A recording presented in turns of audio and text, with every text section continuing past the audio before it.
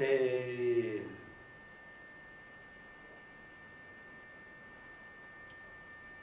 Moi, c'était pour moi un père. Comme Thomas, comme votre maman. Voilà. Nous étions les enfants de la famille.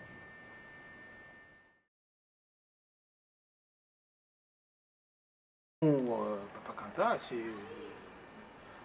un vieux à nous qui, mon Dieu, et comme c'était un père de beaucoup d'enfants, vous savez, ils étaient 7 à peu près, je crois, je sais pas, beaucoup d'enfants. C'était un papa pour nous, un papa, le papa Kanza.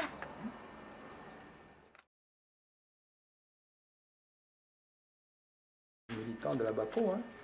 C'était le groupe de la BACO. Il avait une grande influence dans le Bas-Congo. Et ce sont eux qui ont commencé avec Kasavubu. On avait beaucoup d'estime et de respect pour eux. Dans les groupes d'Abako, avec Papa Kasavubu, avec le président Kasavubu, Papa Kanza, Papa Nzeza, Papa Kingotolo et tout ça. Mais je sais que dès les premiers moments, c'était vraiment un leader. C'est tout ce que je peux dire.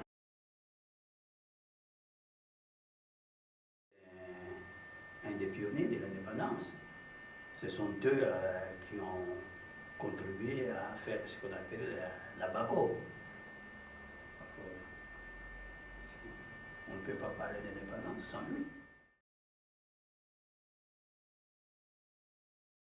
Le papa Kanza, la connaissance que j'ai de lui, c'est que c'est une grande personnalité que nous admirions quand nous étions adolescents, quand nous étions étudiants. Lui, le Kasavubu, c'était le symbole là, de la libération du Bas-Congo d'abord à cette époque-là. Et sur ce point, c'était vraiment une admiration pour nous de les avoir. Et à l'époque, c'était eux, non seulement parler au nom du Congo, mais du Bas-Congo, mais pratiquement tout le Congo. Ils avaient alors le journal de la BACO que nous lisions une fois par semaine, là, et un journal hebdomadaire, et que nous nous arrachions ce journal. Dès que ça sortait, c'était complètement affalé. On n'en trouvait plus dans les rues. Oui, c'était donc un journal qui nous a éveillés et qui faisait vraiment la fierté là, du Bas-Congo. Et c'est de là qu'est partie l'idée qui s'est répandue dans tout le pays, l'insistance sur l'indépendance que nous devions à tout prix avoir. Nous avions un système de relations particulier. Lorsque vous étiez dans un quartier et que vous aviez un papa qui fréquentait le vôtre, eh bien automatiquement, il vous adoptait comme son enfant et vous l'adoptiez comme votre papa. Avec cette conséquence que quand il vous rencontrait dans la rue, par exemple, en train de gaffer, il pouvait vous corriger immédiatement, sans se référer à personne, et vous vous sentiez tout à fait obligé de vous plier comme si c'était votre papa. Évidemment, c'est ça que j'ai trouvé vis-à-vis de papa Daniel. Et ensuite, comme ami de mon père, je le voyais fréquemment à la maison, où mon papa allait chez eux à Itaga, ils discutaient des problèmes divers. Ouh là là, c'était papa très sévère.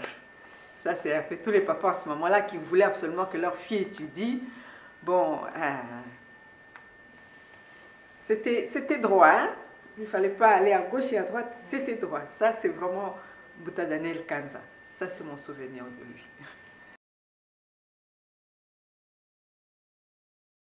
Quand son fils Thomas Kanza avait eu son diplôme, c'est là où papa Kanza m'avait impressionné. Ils ont fait une grande fête, et tout le Bas-Congo. Alors, ils avaient remis un tableau à Thomas, et ça m'a marqué, c'était éclaireur. C'est ça que j'ai Je garde papa.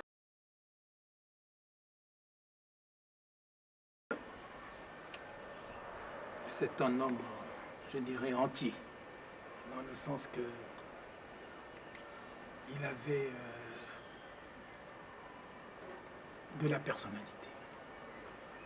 Et je dois dire que mon témoignage ici pourrait ne pas être très objectif, parce que c'est un homme que j'ai beaucoup aimé du fait que, tout jeune, il m'avait pris à côté de lui comme secrétaire dans l'histoire des syndicats.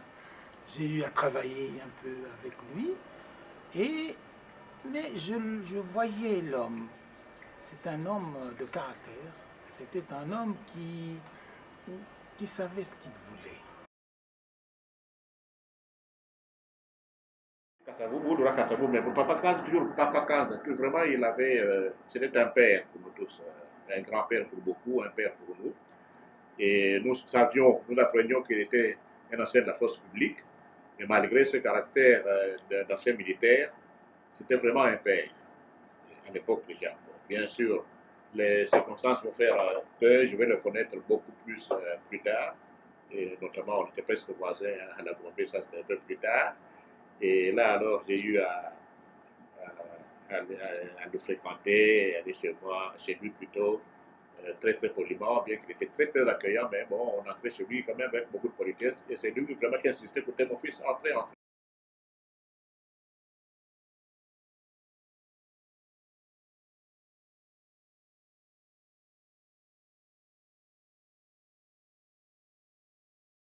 Ah, les évoluer, voilà un terme. Je ne sais vraiment pas évoluer par rapport à qui et par rapport à quoi. Voilà, mon ami Thomas d'ailleurs avait écrit abondamment là-dessus. Ben, nous nous sommes toujours posé cette question. Mais en fait, bref, les Belges avaient imposé ce terme-là, évoluer, que nous ne voulions pas du tout d'ailleurs. Et puis, bon, c'était pour les Belges des personnes qui avaient une certaine instruction et qui pouvaient se prévaloir d'une certaine qualité de vie, au point que dans les aspects extérieurs de cette vie, il ressemblait quelque peu aux Blancs. Mais vous savez, vous avez dans cette catégorie de ceux qu'on appelait les évolués, vous aviez des gens qui avaient fait, outre les études secondaires de 6 ans, le grand séminaire, eh bien on les appelait toujours aussi les évolués, et cela par rapport à, par exemple, je le dis vulgairement, à des Portugais qui n'avaient fait que le quarta scola. Il y en avait beaucoup de ces Blancs qui n'avaient que 4 années d'études primaires. Dans le contexte actuel, ça paraît plutôt caricatural. Mais à l'époque, il faut vous dire que les évolués, c'est-à-dire des personnes qui avaient été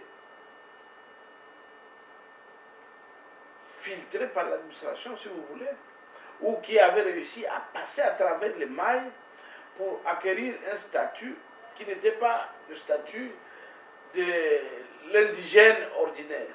Bon. Alors, vu d'aujourd'hui, les gens disent que c'est des gens qui avaient trahi leur population, mais je pense que ce jugement est sévère et mérite d'être corrigé. Évoluer, ce type de race que vous voulez, qui est à Paris après la guerre. Parce que des gens, certaines colonies françaises, ne paraît que cela, les Français avaient une politique d'assimilation. Ils avaient monté pas mal les Africains, ils sont devenus ministres après la guerre. Il y avait Folboy, il y avait le docteur Colombo et les anciens. Ils avaient créé des structures d'autodétermination. Et évidemment, comme Léopoldville est en face de Brazzaville, il y a eu le fait de communication aux communicateurs. Il y a une contagion. C'est alors qu'à l'époque, les Belges ils ont commencé à balancer d'une manière très timide et sélective, une truc qu'on appelait ils ont voulu créer une structure intermédiaire. Ils ont créé les cartes de mérite civique suivant certaines enquêtes pour ces gens qui remplissaient les critères pouvaient avoir accès à certains avantages sociaux, pas beaucoup. Les prêtres, à cette époque-là, je parle des prêtres que moi j'ai connus, à cette époque-là de l'indépendance, dans les années 60. Bon, pratiquement ici à Kinshasa, nous n'étions que 3 prêtres quinois à cette époque-là. Alors, on nous considérait ni du côté des évolués, ni du côté des autres. On nous considérait comme des missionnaires, comme des prêtres. Bon, dans la classe des évolués, bien sûr, mais nous n'avions pas une classification spéciale autonome à nous. Mon Dieu, je crois que les évolués de l'époque, c'était une catégorie, je dirais, de noirs. Je crois qu'ils faisaient partie, en grande majorité, je dirais, des commis de l'État. Ça, c'était de 1, au point de vue niveau intellectuel et travail. Je crois que ces personnes en général, les hommes en particulier, étaient des commis de l'État, de 1. De 2, étant commis de l'État et ayant un certain niveau, il y avait des exigences quant à un certain mode de vie. Ce qui faisait qu'avant qu'on puisse conférer à ces commis de l'État, je les appellerais peut-être intellectuels de l'époque, puisqu'on n'en avait pas d'autres, le niveau d'évoluer, entre guillemets, il devait passer par toutes sortes d'étapes. Entre autres, on venait dans leur maison d'habitation, on examinait la maison, jusque dans les chambres, les enfants, leur habillement, etc. Et moi, je me rappelle que le jour qu'il y a eu visite chez nous à la maison, on était tous en chaussures, en robe, culotte ou pantalon bien propre, les cheveux bien peignés, tirés à 4 épingles. Ils venaient, ils inspectaient, ils regardaient même la manière dont vous mangez. Nous autres, on mangeait à table, fourchette, couteau, cuillère, etc. Et puis ils partaient et ils faisaient un rapport, je crois, à un niveau quelconque, lequel niveau alors répondait et alors reconnaissait le monsieur en question comme étant, faisant partie de la classe des évolus. Une fois un Congolais est au niveau d'école normale, on t'appelle automatiquement un évoluant. Vous n'êtes pas encore évolué, mais vous êtes évoluant. Une fois tu finis l'école normale, vous êtes préparé, si vous le voulez, à appliquer, à remplir des formulaires d'application pour devenir un évolué. Pour les Belges, devenir un évolué, c'est devenir un Congolais avec la peau noire, mais avec tout le reste belge. Manger, penser, agir comme un Belge. Donc le mot évoluer a été introduit, c'est pour préparer une classe d'individus qui doit être beaucoup plus proche du Belge. Et comme tel, cet individu, pour les Belges, c'était un individu qui doit être un médium, comme un esprit qui doit transférer, doit transmettre ou bien informer les Belges de ce qui se passe dans la société congolaise. Malheureusement, beaucoup d'évolués que la Belgique avait préparés, ce sont les mêmes individus qui leur ont causé le plus de problèmes parce que ces évolués ont compris que le terme, l'étiquette qu'on nous donne n'est pas l'étiquette que nous voulons avoir. Pourquoi nous changer du Congolais à un blanc belge?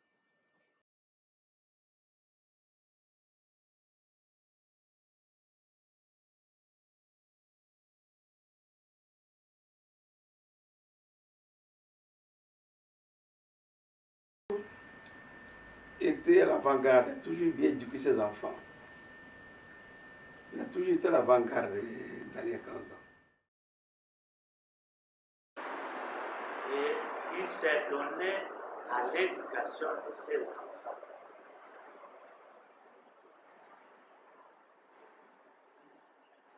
Garçons comme filles.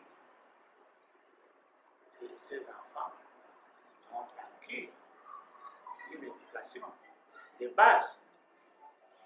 C'est ainsi qu'ils ont joué un grand rôle, ces enfants ont joué un grand rôle ici au pays, dans le domaine de la presse, dans le domaine de l'enseignement, dans beaucoup de domaines de l'État. Donc, c'est une famille qui a laissé, qui a fait beaucoup pour ce pays, d'après mon point de vue. Quand j'ai donné un bon exemple pour l'éducation de ces Papa Kanza, je l'ai toujours admiré en ceci. D'abord, de son souci de la formation de ses enfants. C'est une personne, une personnalité qui a réussi d'abord à former ses enfants dans sa famille. Il faut m'excuser de prendre une référence biblique. Et quelque part, Jésus-Christ rappelle ceci. Il dit aux gens, mais toute famille divisée, tout royaume divisé court à sa ruine. Et Papa Kanza, c'est l'homme qui a commencé d'abord par sa famille. D'abord par sa famille, à bien gérer sa famille, à bien gérer ses enfants. Et c'est une des rares personnes à l'époque qui a eu le souci d'élever les enfants au plus haut niveau.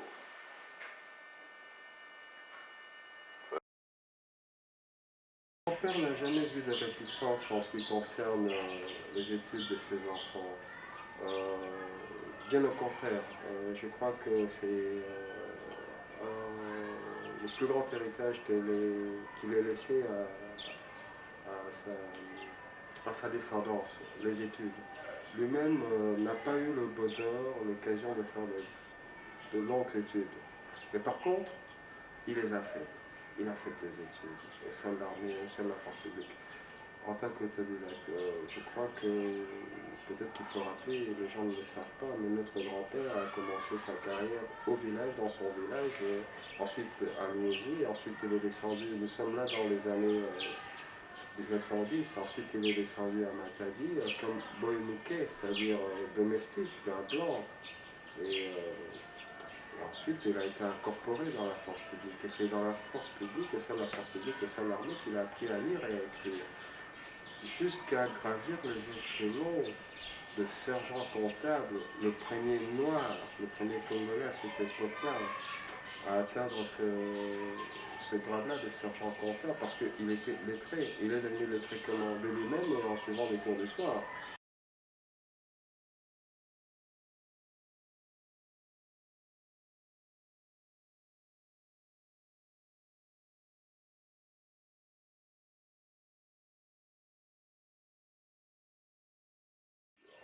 pourquoi ou comment Maman Massagaza aurait-elle influencé la vie de notre grand-père. Mais je crois qu'elle a quand même influencé la vie de notre grand-père. Parce que, je vous ai dit tout à l'heure, je rappelais que notre grand-père était un militaire de carrière au sein de la force publique coloniale. Et votre oncle, c'est-à-dire mon père, André-Édouard, est né quand notre grand-père était toujours en service sous le drapeau dans la force publique coloniale. Et mon grand-père est né en brousse. Et c'était au cours d'une des marches forcées de l'armée qui devait quitter une caserne pour rallier une autre caserne distante de moins 300-400 km. Et la troupe, au cours de ces marches forcées, marchait avec armes, bagages et épouses et famille. Il s'est fait qu'en cette période-là, notre grand-mère attendait famille. Elle attendait la naissance de mon grand-père. Et Père. De mon père. Merci pour la correction. Et pendant cette marche forcée, donc, notre grand-mère entre en labeur et notre grand-père insiste auprès du chef de détachement à Belge pour qu'on fasse une halte pour que sa femme puisse accoucher. Le militaire, le commandant avait carrément refusé. Et c'est comme ça que mon père est né en brousse. Et selon le dire de mon grand-père, c'était encore une fois face à ce genre d'injustice que sa résolution, sa détermination pour l'indépendance prenait racine. C'est ce qui encore renforçait sa détermination à combattre pour l'indépendance. C'est à cause de ces injustices que lui vivait, bon, voilà un peu ce que je peux dire. Les mamans se connaissaient très bien. Et souvent, les mamans, à l'époque, c'est bizarre. Ils avaient des moments particuliers où ils s'entretenaient. C'est souvent quand ils revenaient du marché, par exemple. Quand ils revenaient du marché, et nous, il se fait qu'on habitait sur Cateau 257, à un coin, je dirais, incontournable pour aller au marché. Il faut passer par là pour aller au marché en traversant le camp Lufungula. Et il se fait que, bon, quand les mamans allaient au marché, soit qu'en arrivant, ils prenaient ma mère, ils allaient ensemble, soit qu'au retour, ma mère restait. Mais avant que l'autre continue, c'était les entretiens qui n'arrêtaient pas de se poursuivre. Et ils parlaient de tout et de rien comme ça. Mais pour maman Elisabeth elle-même, toutes les fois que moi j'ai eu, par exemple, à me rendre sur Itaga, chez les frères et sœurs Kanza, où je voyais maman Elisabeth, non, vraiment, vous savez, c'était cette caractéristique de nos mamans de l'époque, je dois dire, très soumise comme ça, très soumise, très simple. Très simple, très soumises à leur mari, vraiment gardiennes de leur foyer, et surtout des valeurs, gardiennes des valeurs.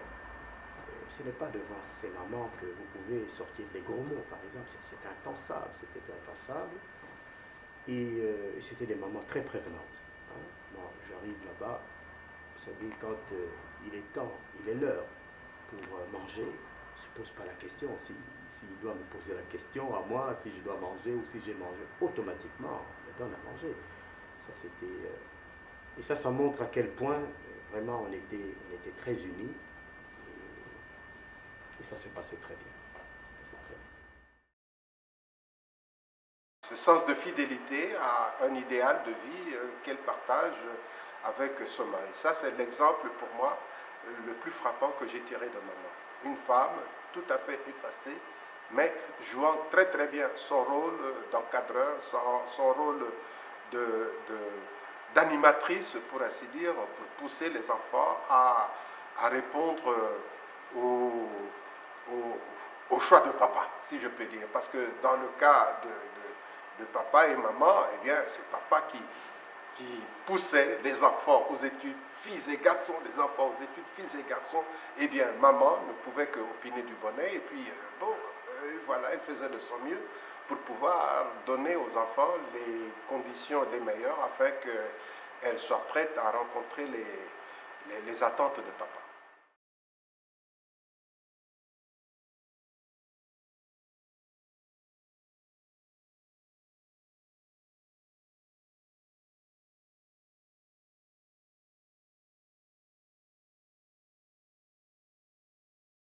Tous les deux appartenaient à l'église protestante. Notre grand-père d'abord était un diacre au sein de l'église protestante, et notre grand-mère était une fidèle assidue de l'église protestante, de la paroisse de Kitega. Elle était une membre très active, une personne très généreuse aussi.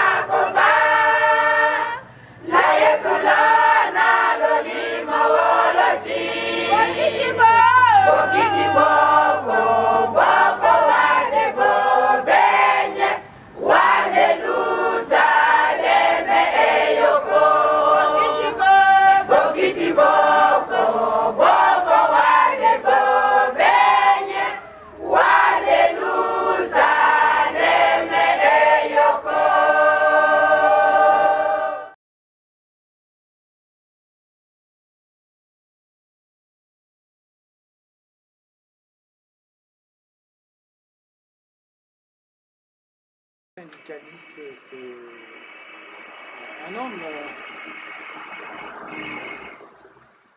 qui voulait absolument que le droit des fonctionnaires soit reconnu. C'est un homme qui voulait vraiment la promotion du fonctionnaire de l'État.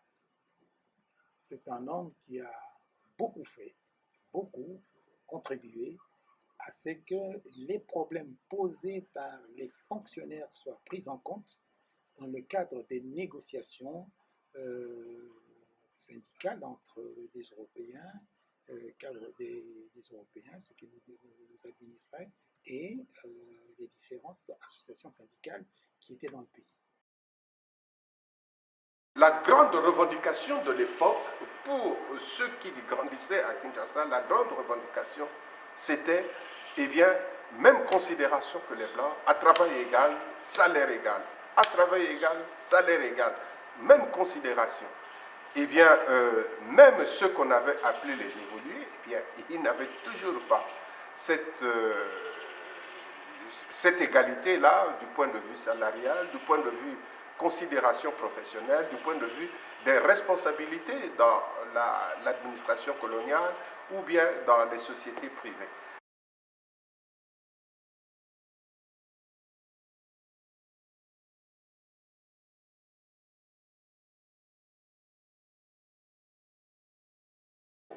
Les Bakongo sont des Bakongo. Les Manyanga, par exemple, qui sont de l'autre côté du fleuve, qui sont des Bakongo de la République démocratique du Congo, mais les Manyanga sont du même côté du fleuve que le Congo-Brazzaville.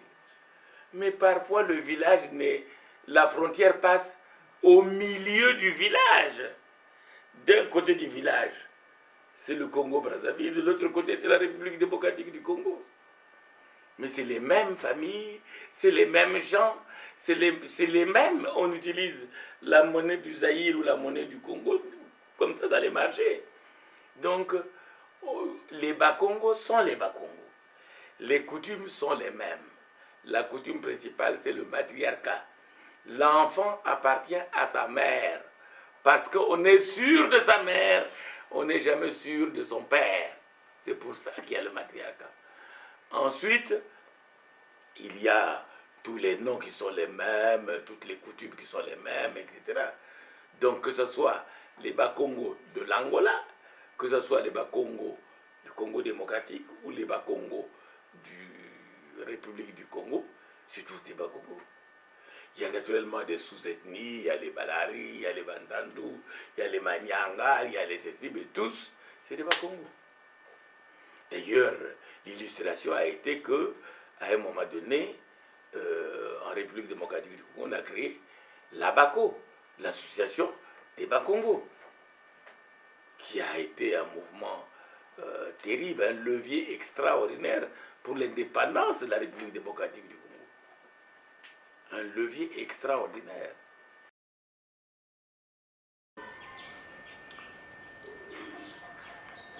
Le combat politique de Mbeka Daniel tire sa source d'un combat, disons, sociologique. Il s'est élevé contre le matriarcat au regard de l'expérience personnelle qu'il avait vécue. Il était soldat au sein de la force publique. Il élevait sa progéniture seul, sans l'apport des oncles maternels, ainsi de suite. Et puis à un certain moment, il s'est mis à se poser des questions. Qu'est-ce que lui arriverait à lui et à sa famille le jour où ses enfants deviendraient adultes? Parce que la tradition chez les Bakongo à cette époque-là, la tradition matriarcale, était qu'une fois l'enfant arrivé à l'âge adulte, quitte son père pour aller s'établir dans le village de son oncle maternel. Et mon grand-père s'est mis donc à réfléchir sur cette question. Au regard des sacrifices qu'il endurait pour élever ses enfants, quand l'un tombait malade, quand il fallait envoyer celui-là à l'hôpital, ainsi de suite.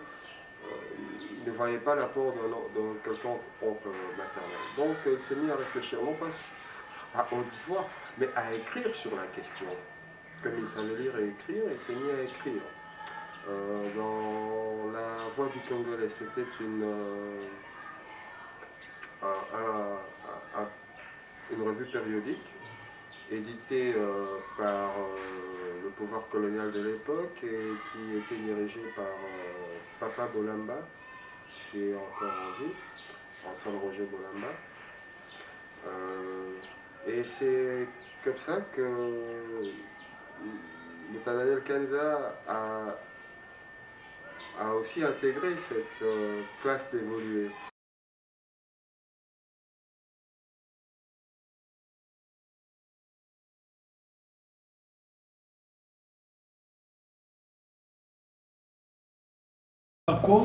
Avec Assemblement président, le vice-président était Daniel. Parce que quand on a arrêté le Kassavubu, et puis ainsi de suite, après on est arrivé sauver en Europe. Moi, comme j'aimais la politique, tous les jours j'allais visiter Kassavubu. C'est pour ça que vous dites tout ça. Quand j'étais ici, téléphone, ainsi de suite. J'ai bien compris Kassavubu. Et puis comme Kassavubu avait été à Kaboué, il était un scénariste, skatiste, il m'aimait beaucoup. On disait qu'il était mou. Son vice-président était plus attaquant, bien que protestant. Daniel, ses militaires, je crois, il avait voyagé au bout de Bakom, sont laissés chez eux là-bas. Daniel avait été à l'Équateur, avait été partout. Il était encore éveillé. Du point de vue politique, on ne parlait pas d'autre parti que la BACO, l'Alliance de Bakongo. Et on ne peut pas parler de la BACO sans évoquer le nom que vous citez tantôt, Papa Kanza d'ailleurs, c'était comme ça que, tout à fait pieusement, je dirais, que tout le monde l'appelait. Et il était le vice-président général de la BACO. en ce moment-là. C'est une société culturelle fondée par M. Edmond Nzeza-Landou, du Congo, de Madimba. En fait, au départ, c'était pour promouvoir la culture Congo. Mais on sait très bien que ce genre de mouvement cache toujours d'autres velléités sous-jacentes. Hein. Mais quelques Européens, même parmi les progressistes, étaient inquiets du danger séparatiste. Et ça a certainement détourné de la BACO des Européens qui sinon étaient pour l'indépendance, mais pas pour le royaume du Congo. Parce que voilà, la BACO, c'est simple. Vous savez que la colonisation, l'effectivité de la colonisation a commencé dans le Bas-Congo. Donc, c'est dans le Bas-Congo que les premières missions se sont établies. C'est dans le Bas-Congo où l'instruction a été en premier lieu dispensée. Ça veut dire que les premiers auxiliaires de l'administration viendront du Bas-Congo. Le Bas-Congo avait un passé historique. Parce que le Bas-Congo avait conscience d'avoir appartenu à l'ancien royaume du Congo, dont une partie était devenue française avec les Congo-Brazzaville, l'autre est angolaise. C'est des populations qui parlent la même langue, qui ont les mêmes coutumes et le même référentiel historique. Tous ces éléments ont milité en faveur de l'indépendance immédiate et ils étaient unis. Le Mukumbo d'alors n'est pas comme le Mukumbo d'aujourd'hui. Le Mukumbo d'alors, c'est un méthode qui, pour aujourd'hui, n'est plus comme le Mukumbo d'alors. Voilà ce grand mouvement, ce fait historique qui ont placé un peu le mouvement de la PAC pour le Congo, n'est-ce pas, devant l'histoire et à travers, et si vous voulez, c'était la locomotive. Le reste du Congo était l'attelage. J'ai fait une caricature. Au moins, la philosophie de référence, c'est celle-là. Ça, c'est certain. Oui, oui, oui, bien sûr. Ça, c'était la non-violence. Hein. C'était la non-violence parce que, d'abord, je crois que c'est un peu dans le tempérament de Bas-Congo. Ils ne sont pas portés à la violence. Mais, vous savez, ils ne sont pas portés. Ça, ce sont les vieux qui raisonnent comme ça. Écoutez, attention, le Bambouta, nous, ça. Bon, enfin, les jeunes écoutez encore à ce moment-là les vieux. Hein. Quand les vieux parlent, bon, même si on n'est pas d'accord, ils disent, enfin, on obéit quand même parce qu'il faut obéir aux vieux.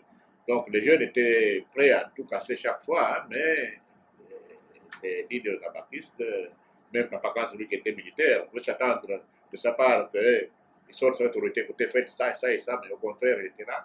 Il utilisait son autorité pour plutôt diriger vers la paix plutôt que vers la violence. Et effectivement, c'était vraiment le credo, c'était la non-violence. Parce que de toute façon, on savait aussi que si on y allait par la violence, on était perdant. Et à ce moment-là, chicotait, la police changerait, etc. Même l'armée. Bon, ils se sont montrés calmes. C'était la non-violence. Monsieur Kanza était un homme extrêmement congolais, noir et authentique. Il avait une personnalité telle qu'il n'aimait pas singer soit les attitudes, soit les idées des gens de l'extérieur. Vous savez, en ce moment-là, le Congo commençait à se réveiller à la politique. Il y avait beaucoup de partis, il y avait le PSA, il y avait le mouvement national congolais, Mais c'était des méthodes tout à fait différentes. Mais la BACO était un parti, on appelle ça conservateur, non, un parti réaliste, un parti qui était conscient de la mission d'émanciper l'homme noir. Et ils ont fait de l'alliance de la BACO comme étant le noyau à partir duquel on allait émanciper tous les Congolais. Et cela était pratiquement la philosophie de Bakongo, parce qu'il ne faut pas croire, et beaucoup de gens se sont trompés là-dessus, qu'en disant alliance de Bakongo, ça ne veut pas dire qu'on exclut les autres du mouvement de l'indépendance. On n'a pas demandé l'indépendance seulement pour le petit coin Bakongo, qui est la plus petite province du Congo. Non. Vous voyez, de telle sorte que l'idée de ce mouvement, le noir deviendra blanc, le blanc deviendra noir, l'émancipation de l'homme noir a été stigmatisée, entre autres, par Daniel Kanza.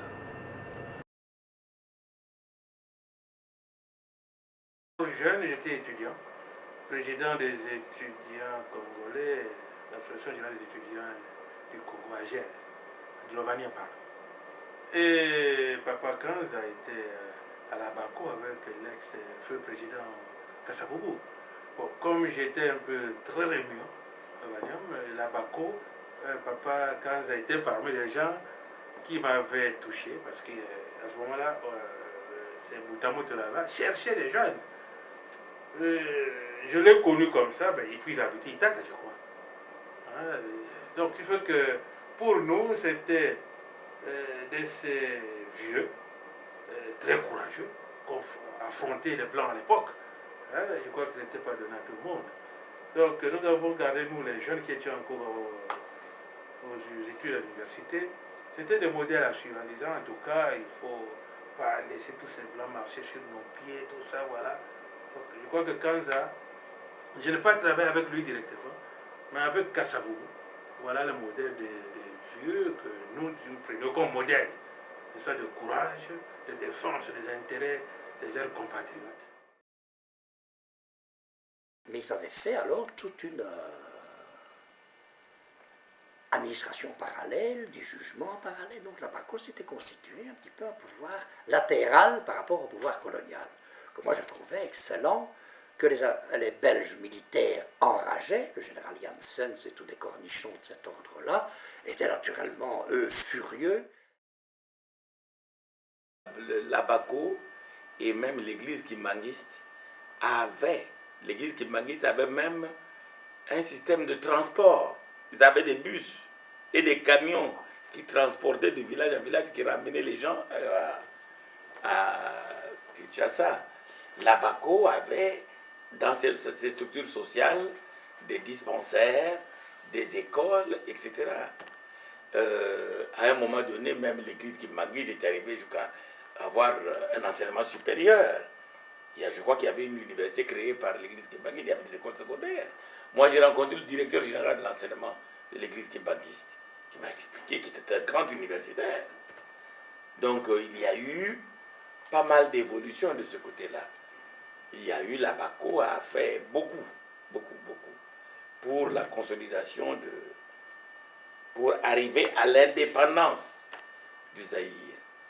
Parce que c'est la BACO qui était le moteur, c'était l'organisme le plus organisé. Mais je crois qu'ils ont commis, les Bakongos ont commis une grosse erreur. C'est de n'avoir pas associé les autres. Mais en ce temps-là, c'était aussi difficile. Parce que la BACO était une sorte d'organisation secrète.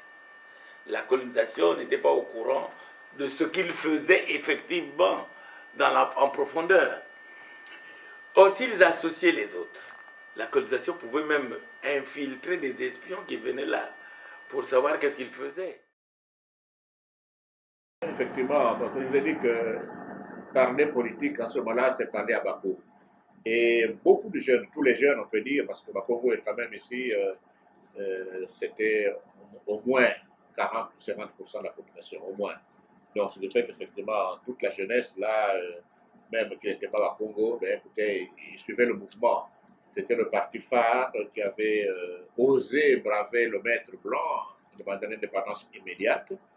Et les Papa Kanza, Papa Kasavubu, c'était des héros, alors de véritables héros. Et, où ils passaient, ben, ils forçaient l'admiration et les gens couraient derrière. Papa Nimi, mon père, à la maison, a été un farouche opposant de l'indépendance pour 60. Je me souviens, il en a discuté un jour, j'étais présent avec Papa Daniel à la maison. Il y avait Papa Daniel, il y avait Papa Polikango, il y avait Papa Kasavubu, Joseph, il y avait Papa Pinzi, il y avait, oui, je crois qu'il y avait, et ils discutaient chez nous à la maison, sur Cateau 257. Et alors j'entends mon père, à la remarque d'ailleurs de Papa Daniel, qui disait, mais nous devons quand même obtenir de ces Belges des garanties qu'après l'indépendance, en 60, nous aurons la gestion. Nous aurons leur collaboration pour la gestion. Ça, ils doivent nous donner cette garantie. Et en brillant sur cette observation, mon père dira, et ça je le vois encore comme si c'était hier, parce que c'était comme ici, nous sommes en train de faire cette interview, et moi je suis assis quelque part là-bas en train de lire un document de cours. Et mon père qui dira, mais écoutez mes chers amis, est-ce que vous croyez vraiment qu'il est sage de demander l'indépendance pour 60? Est-ce que ne pouvons-nous pas obtenir le principe de l'indépendance en 60, mais être véritablement indépendant même en 64? De sorte que pendant 4 ans, nous avons la période d'apprentissage, de rodage, et ça permet aussi à tous nos enfants qui sont dans les universités de terminer à ce moment-là. Et quand nous reprenons l'administration en main, nous avons tous les matériaux. Nous avons les hommes, nous avons tout, nous avons l'expérience et tout, etc. Et il donnait l'exemple suivant. Il dit, mais prenons M. Tordeur. M. Tordeur, c'était le premier bourgmestre de la ville de Kinshasa, de Léopoldville. Il dit, mais qui va remplacer Tordeur? Tordeur va partir. Il pose la question, qui va le remplacer? Et je me souviendrai, M. Kasavubu, Papa Kasavubu, parce que nous, à l'époque, tous c'était des papas. J'ai difficile à dire monsieur. Quand je parle de ces personnes, j'ai très difficile à dire monsieur. Alors, Papa Kasavubu, il dira, mais non, Patrice, il s'adressa à mon père. Il dit, mais non, Patrice, écoutez, si les Belges, comme dit Daniel, ne nous donnent pas leur collaboration pour la gestion, ben, nous ferons venir d'autres expatriés, d'autres blancs, d'autres coopérants, ils viendront. Alors mon père dit, écoutez, alors autant laisser les Belges qui nous connaissent, qui connaissent l'administration, si nous sommes sûrs que nous ne saurons pas le faire nous-mêmes et que nous allons éventuellement compter sur d'autres étrangers qui ne connaissent pas le pays, mais laissons les Belges jusqu'en 64, le temps pour nous de nous rôder, etc. Donc, pour dire que, ceci je le rappelle simplement pour dire que moi, par exemple, qu'il était contre mon père sur ce point-là, un jeune étudiant là, de rhétorique, j'ai dit non, mais papa, tu racontes des histoires, mais qu'est-ce que c'est que ça? Ils doivent partir, c'est pas possible. 4 ans encore avec ces messieurs, allez, c'est pas possible. Et discuter. La seule personne qui était du côté de mon père, c'est Yabéa, ma sœur aînée, grande amie de Yamari. Elle était tout à fait acquise à la thèse de mon père. Effectivement, d'ailleurs, pour elle, c'était très simple. 4 ans, c'était même trop peu, il fallait 10 ans. Bon. Mais moi, je dis non, c'est tout de suite, pas question. À 60, il faut être indépendant, etc. À la réflexion, maintenant, je me demande si eux n'avaient pas raison.